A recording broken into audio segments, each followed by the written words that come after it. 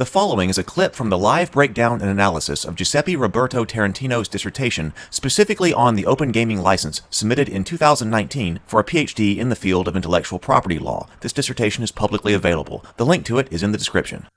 So the abandonment of the OGL and the advent of Pathfinder. By 2008, many of the individuals, including Ryan Dancy, who had spearheaded the development of the OGL at WotC nearly a decade earlier, were no longer employed by WotC.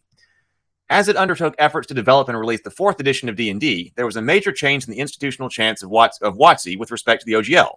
The 4th edition, released in 2008, abandoned use of the OGL and was released using a new gaming system license, GSL, that was significantly more restrictive than the OGL. An extract from the GSL's Frequently Asked Questions document gives a flavor of the new approach. What parts of Dungeons & Dragons is open game content? Answer: none. None of the 4th edition Dungeons & Dragons product line is considered open game content, made available to third parties through the Open Gaming License. Certain content from 4th edition is available royalty-free for specific uses subject to the GSL. The move away from the OGL to the GSL was credited in part to the departure of Dancy from Wizards of the Coast. And he did answer why he left the company on that stream. Because people asked him, why did you leave Wizards of the Coast? And because he said, when he was talking to his boss, he was saying that he had been tasked with revitalizing Dungeons and Dragons. Here's what the TSR situation is. Find out exactly what situation TSR and Dungeons and Dragons is in because they had just bought it. Figure out what's wrong, fix it, and get D&D making money. And so he devised this plan and everything, and it was successful at that and succeeded at that. And then he said he went into his boss and said, now that I've accomplished that goal, where am I going, next with this company? What's my next task or whatever? And he said that his boss said, well, I think you need to look for your next task outside of the company. I'm paraphrasing. Look that up. It's in that Roll for Combat stream. So that's how that happened. So he departed. So he was like, well, okay, if I've got to need to look for my next opportunity outside of, my next challenge, another opportunity outside of the company, he did. And then he found a position outside the company. So the GSL featured major structural differences as compared to the OGL. In addition to mandatory licensing fees and restrictions to objectionable content, similar to those that had been implemented when revisions were made to the D20 trademark license, the GSL prohibited the creation of new games based on underlying mechanics of 4th edition. That prohibition avoided the specter of the 4th edition giving rise to the creation of games that competed with D&D using its own mechanics, which had been seen ever since to move away from the use of the D20 trademark license that began in 2003. Even more controversial was the inclusion of the GSL of a poison pill clause that was intended to obviate the function of the OGL. Oh, anyone who published material under the GSL was prohibited from using the OGL and surrendered any claim to being able to exercise rights under the OGL. I didn't know that.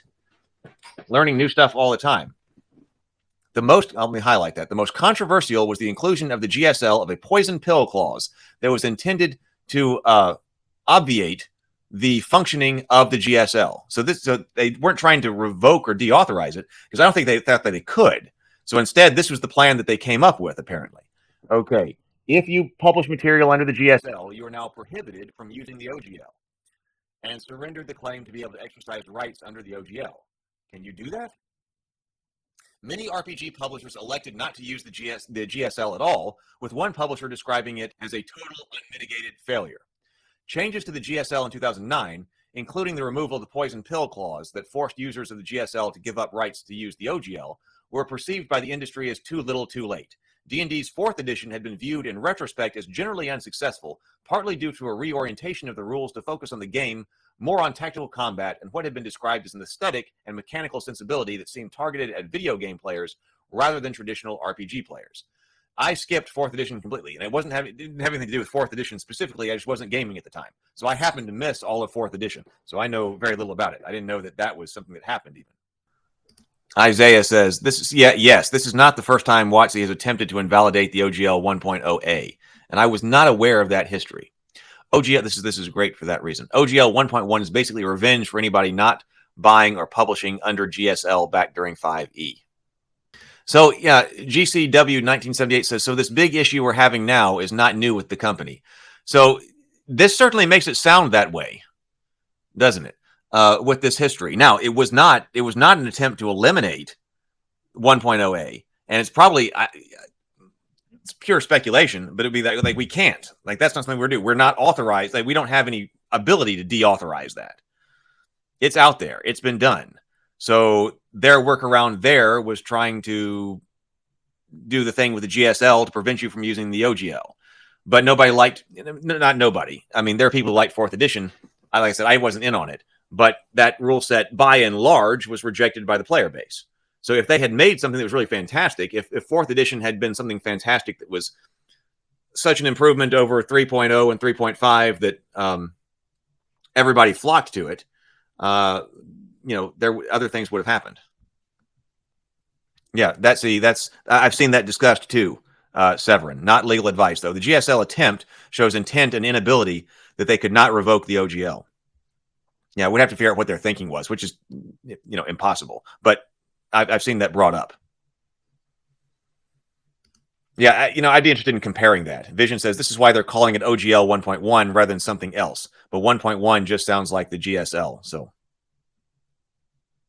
Yeah. Piano TM says Ryan Dancy talked about that too. Yeah, if one D&D is good, the problem is solved, and they wouldn't have to worry about it. If one D&D or 6th edition, whatever that is, the same thing. If you just make that edition so absolutely freaking fantastic that everybody flocks to it, and everybody has to be playing it, then problem solved without having to deal with the OGL, right?